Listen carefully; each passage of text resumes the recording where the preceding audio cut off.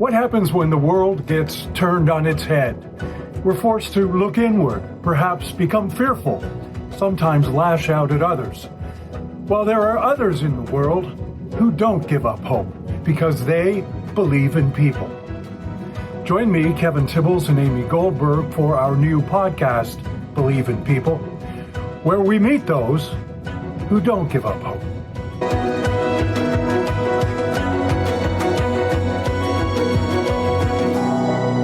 There's no stopping Lucy Yu. From the age of 7, she had a dream to own her own bookstore. An avid reader and supporter of writers from marginalized communities, Lucy walked away from a career in order to make it come true.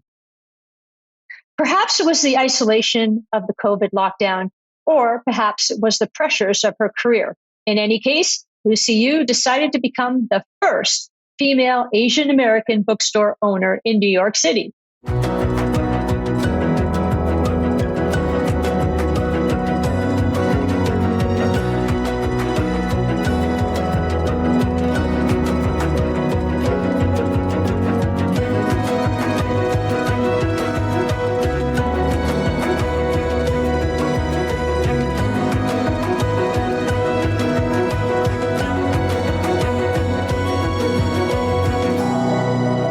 Lucy Yu, welcome to Believe in People. Thank you so much for having me. Well, tell us a little bit about that childhood dream of yours. Absolutely. I always wanted to create a bookstore. It was intentionally a retirement dream, so I just scooted that timeline up a little bit. But I've always wanted to have a bookstore that represented stories that looked like mine, with writers that looked like me as well. And that was something that was really missing as a kid. So we ended up launching You and Me Books in December of last year, December of 2021. And now it's going on about 8 months. Wow, that's quite the time to open up a bookstore. How did you feel opening it during a pandemic, Lucy? Yeah, a really, really reliable time to open up any kind of business in the middle of a global pandemic. I knew that the hunger for books was not going to stop as the pandemic kept going. I really took a shot here. I knew I was going to have to be adaptable. I think that I was something that I knew I was always going to have to keep in mind of. So we opened up in December, ended up getting hit with the Omicron and Delta variants of COVID-19. And we just really had to stay flexible, rely on e-commerce orders as well. But the community support and the way that my customers showed up for me was just incredible. And even though I wasn't open for that long, a lot of people made sure I didn't shut down. Well, I think we've got to talk a little bit about your own family history here, and that will lead us up to why You and Me Books. Well, first of all, you're Lucy Yu, but there is some significance to You and Me, is there not? Yeah, I mean, the name came first and foremost as a pun because I have really bad humor and I love puns, and most people just roll their eyes when I make jokes. But it's a conversation between you and me. It's a way to bring people together, a way to share stories. The You of You and Me is my last name spelled Y-U, and the initials of the store, Y-M, are the initials of my mother's name. Huh. So you tell a lot of dad jokes, just like I do, I take it then, is what you're saying. Oh my God. People stop, like, when people first meet me, they think I'm funny, and then 5 minutes in, that's when the eye rolls start.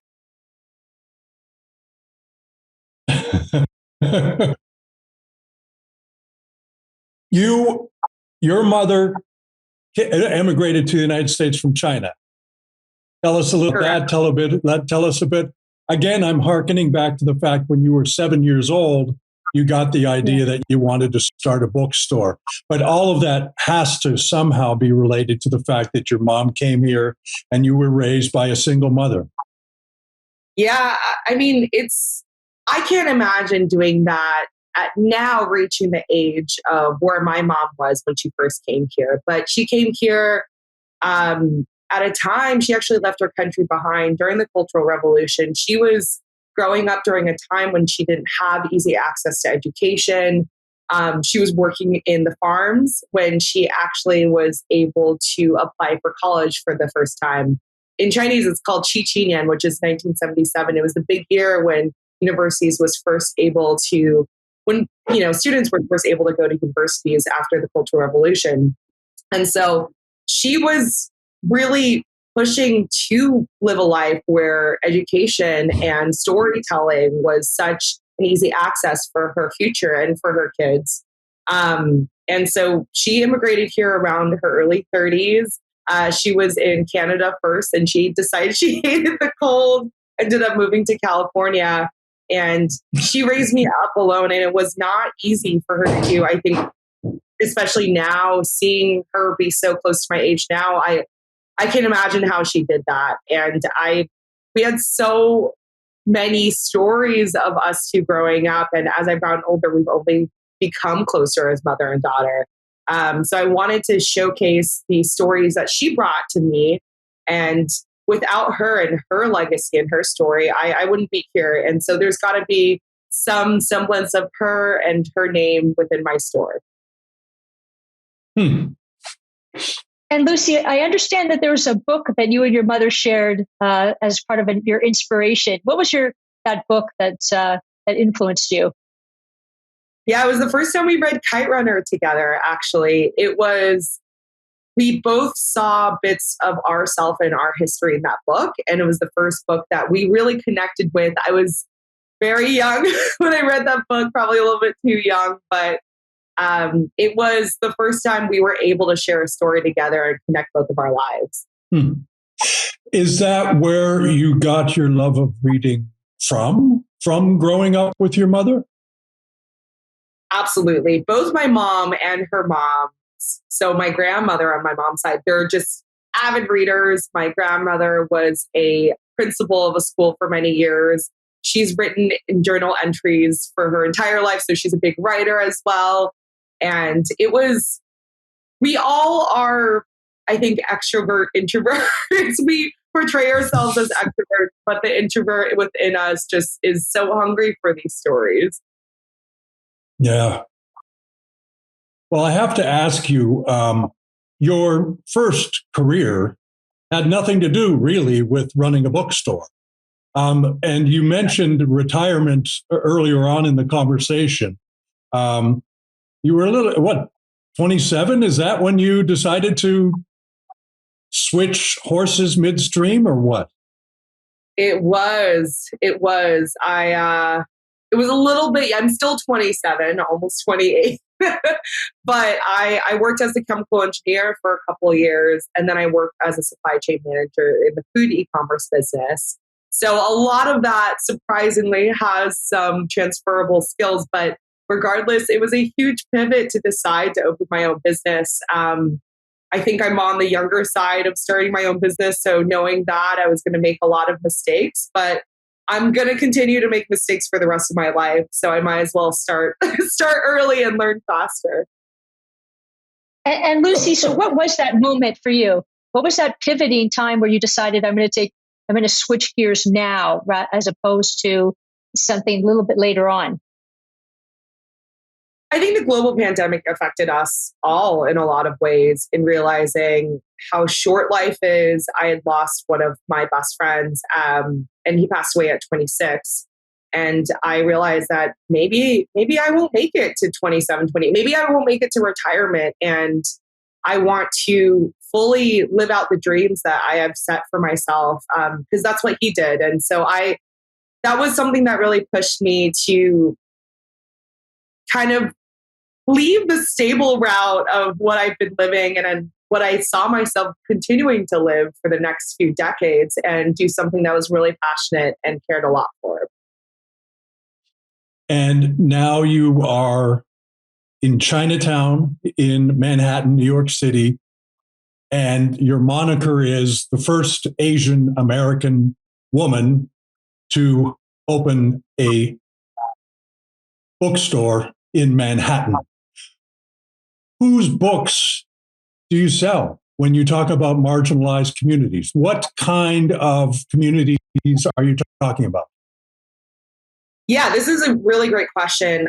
I think a lot of people see me and they see that I'm Asian American, so they expect all of our inventory to be Asian American, which is not the case. We have so many stories based on immigrant experiences, immigrant authors, largely writers of color. And I have so many wonderful Indigenous stories on our shelves as well, which deserve way more of a front seat than they usually get at bookstores. So I just wanted people to come in that had similar experiences to me of being a minority in their place growing up and their experiences, and not have to be a minority in seeing their stories on the shelves. They can come in and they don't have to search very far to find a story that represents them. How interesting. They're not a minority, and there are no minorities in your store. There are no minorities in my store. Exactly. That's a beautiful way to say it. Because you're welcoming to everyone. Exactly. The whole idea is, even crafting the shop is to create a space where it feels like a friend's living room, and you can just sit on the rug and open up a book and have some coffee and chat with someone. And that's the whole idea that extends to the stories on the walls. I think everyone can find a little bit of home in the stories there. So, and Lucy, so Kevin and I, yeah, exactly. I'm sorry. What's the reaction been? I thought this was the little dream that I had for myself, and no one was going to show up. And 3 months in, I would have to pay people to come in the doors. But what it's become is this incredible place for people to come together. It's become a community hotspot. I've worked with other wonderful organizations such as Send Chinatown Love, Welcome to Chinatown in the area. And it's a place where we can really just step outside of the world and come to a cozy reading room, meet some strangers, go to a couple events. It's been phenomenal. I think I've never really seen community in this way until opening up the store. That's very inspiring. So, Lucy, for those of us and our listeners and viewers, tell us that the journey as far as opening up the business, the challenges that you may have faced. We understand that you have now 2,000 titles. I mean, this has happened in the span of 8 months. So, help us sort of wrap our heads around how this happened. Oh my gosh, it is not easy. It is not easy starting your own business, but it's also so much fun. I think anyone can do anything they set their mind to if they're resourceful and ask the right questions. You have to come into the process prepared, but you can't spend so much time thinking about all the what ifs to the point where it keeps you from moving forward. So back in January of 2021 is when I really started sitting down and looking at budgets, looking at what was the general price of real estate at the time, what can I afford with my savings? Because I poured my life savings into this business. And I realized that might not be enough. So I started a GoFundMe in May, and that even propelled me to open up even sooner. I saw the incredible support from people that I've never met before that just believed in the idea of this bookstore and believed in something that I was really passionate about. And that really helped me out too. The planning process took probably 7 months, 8 months before finding an actual retail space, figuring out budgeting. And New York City is particularly unkind in their permits that you have to get. So getting all the permits ready and getting everything settled in. It's not an easy feat, and I don't say that I'm proud of myself often, but I'm incredibly proud of myself to be able to climb over that mountain and open up a store. I don't even think it hit me until probably 4 or 5 months after opening the store. I'm like, oh my gosh, I own this place. I did this, and it is just, everything from the orders that come through for pre-orders online. I ship them myself. Sometimes I make my dog carry them with me to the post office. All the social posts, all the events, all the logistical planning, it all comes down to one person doing it. And that's something that has an extra bit of love and care that you can't find just buying books online. Well, I was just going to ask you about that because I like to read, and I love to read in the afternoons. But it's almost like an old record store too, bookstores, record stores, where there's an actual physical thing that you can interact with. You can look at the cover. You can't judge a book by the cover, but at least you can hold the darn thing. And as wonderful as ordering a book online and getting it tomorrow morning is, I do miss that personal interaction with a book. And so you're offering that, and hats off to you, I guess is what I'm saying. What tips do you have for any other 26-year-olds that are out there, 27-year-olds that want to jump off the high diving board without a life jacket on? Oh my gosh. It is terrifying. I think that the best thing I can say is something I've had to learn in the last year is to be kind to myself. I'm the only one running this. And if I'm so hard on myself to the point where I break, that's not a sustainable process for anyone. That's not a sustainable way to move forward in yourself and in your business. And it just, I realized that I couldn't keep being the toughest critic for myself if I was going to succeed. So I think that is for, first and foremost, just believing in yourself. That just takes a little bit extra, and plan, but don't overplan. Yeah. So working yourself to death isn't the best. Working yourself to death isn't the best business model. It's not my favorite business model, personally. I think I was doing that in the corporate world. I was like, I'll just keep working. I'll keep working until 60, 70 hours a week. And I'm like, I can do that now, but you have to figure out a way to rest in between too. Yeah. It's so true. It's so true, because what Kevin was just mentioning around, just breaking your back. I mean, I was just going to ask you about self-care. When you self-doubt creeps in, or when you're not feeling, because you're running this yourself, where do you seek support? Where do you get your inspiration? Where do you keep going? Like, how does that work for you? That is probably the most challenging part of all this, because I love the idea of self-care and rest. And I think sometimes there's not the most amount of space for that in a small business owner. And especially if you're trying to climb this mountain of getting your business on the ground and running, there may not always be time for self-care. So I have to, and then when you get into the mindset of that and you have 10 minutes and you're like, I need to rest for these 10 minutes, and you can't. And then you get, in your head about that, and you get upset at yourself for that too. That's a waste of 10 minutes. But I think that if I can just find 5 minutes a day to just close my eyes and just take deep breaths, I think having a way to increase my own confidence, and knowing that even if things don't go as expected, I have tried my best, and then there's always learnings that can happen.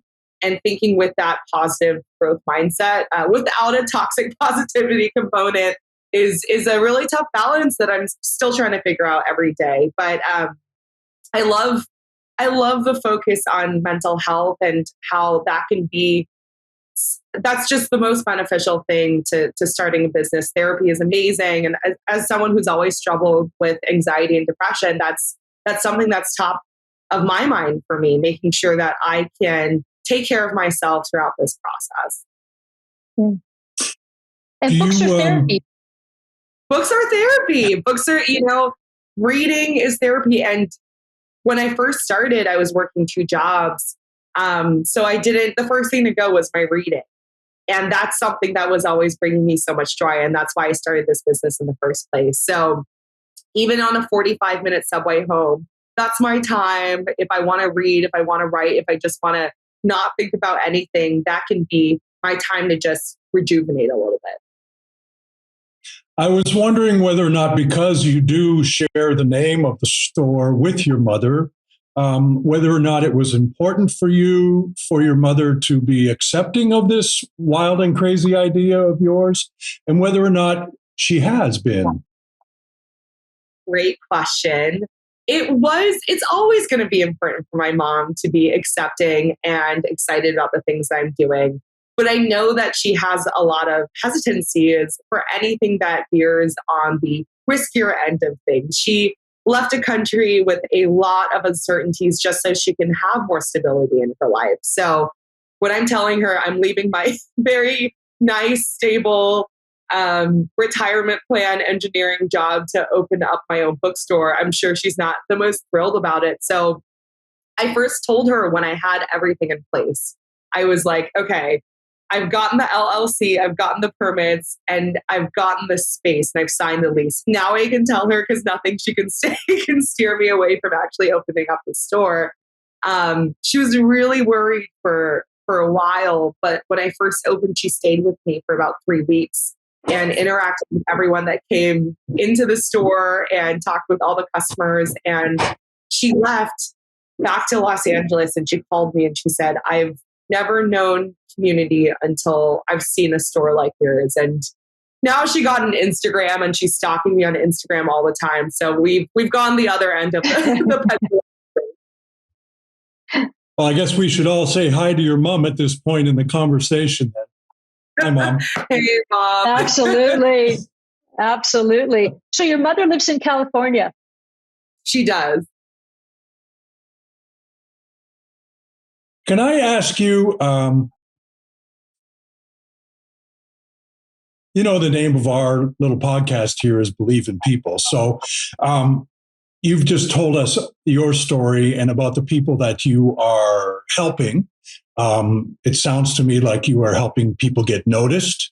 You are helping people to share their stories, their beliefs, their experiences, people who may otherwise not have been noticed. But I have to ask you, why do you believe in people?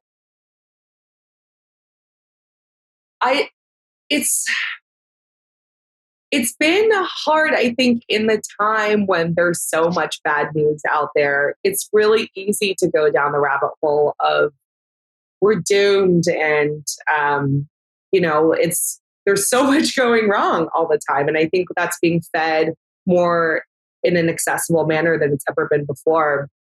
But the way that I talk to people, I have this wonderful regular that comes in that writes this incredible multilingual children's book about a tomato wanting to turn red. And every time she comes in, she brings in some food or some bubble tea for me, and I exchange it for a latte. And we just sit and we chat for 2 hours, and I ask her about her week, and I see her kids grow up in the last couple months. And having that small interaction with a couple people throughout the week has made me believe in the beauty of humanity. As cheesy as that sounds, I believe that truly people are looking out for each other and figuring out little ways to care for each other. And even if the big things do seem scary and do seem terrible, we have to remember the little shining pieces of light of people that are here that, don't really know me past a couple of months. And we found this strong connection. And we're finding ways to check on each other and figure out ways to move forward in a more beautiful way. And in fact, Lucy, despite everything that happened in the pandemic, piece of hope. Yeah. What was that? I'm so sorry. Despite everything that happened in the pandemic, despite all the fear, there are those to be made. Absolutely. There's endless amounts of bad news that will continue to come every single day. And I myself had a lot of trouble getting out of that rut too. I felt so hopeless, and I felt so just stuck. I didn't know how to move forward. And so I just having these little beautiful interactions with people reminded me that moving forward is the most beautiful thing that we can do for each other. It's true. And, Lucy, you created that piece of community. When you're talking about believe in people, you created that piece of hope for them because you created this experience for them. I really appreciate that. But I have to credit to all my customers. they gave me that hope. I think I was quickly turning into an early age curmudgeon if I didn't every day. How about the authors? The authors that the books that you're selling are probably people that couldn't get there anywhere else. I was really excited. So one of my favorite books is The Mountains Sing. And I just talked with a publisher, and I think I blew their charts with how many copies I sold of that book. And the power that these indie bookstores have in pushing these stories that maybe were being overlooked before, or weren't having as many sales as previous. But we're here just saying, like, this is incredible. And people come in and they're like, wow, this is related so much to generational stories that I didn't really think that my family had or shared. And I see myself in these stories. And I think that talking to all of these authors has created such an incredible community among writers, and the importance of sharing their stories. We worked with the Cosmos earlier this year during the summertime to have a reading series as well. So up and coming writers can share their work. And it became a safe place for us to really have our work showcased and be able to safely share these stories that maybe weren't as accepted before. And the future of the indie bookstore is? Thriving. I hope. I'm happy to hear that. Well, Lucy, I'm so happy to hear that. Thank you. Thank you so much for sharing your indie story of your whole darn life, because your whole life sounds so fascinating. And please give your love to your mom and your customer, your authors, and ever gather up the courage to return to New York someday. From my, by the way, I am talking to you from Canada right now, and it's not so cold at the moment. But I will looking forward to dropping in and exchanging a bubble tea for a latte. I got you a latte on the time. How about you, Amy? Absolutely. Can't wait to see your bookstore, Lucy. Thank you so much. Thanks for being with us. Thank you so much. Have a great day. Okay, bye-bye. Thank you. Kevin, I am so inspired, and I am inspired because I am thrilled that bookstores are thriving, and the small book store of Lucy's is shining brightly. I love the feeling of a book. It's that tactile feeling of running through my fingers through the pages, and I'm just thrilled to hear that she's representing those who are otherwise not sort of bred in the sort of common market. I'm just very happy to hear that a young woman whose mother came here with essentially nothing, probably not much of the English language, who set herself up and worked. In many ways, I guess that's what we're supposed to refer to as the American dream. But to me, it's almost more than that. I mean, she's so passionate about what she does, and I guess we both wish her the best of success. So thanks. Thank you for joining us this week on Believe in People, and we hope you subscribe if you'd like to see this and other stories and podcasts that come to you every week. So thank you so much for joining us, and we'll see you next week.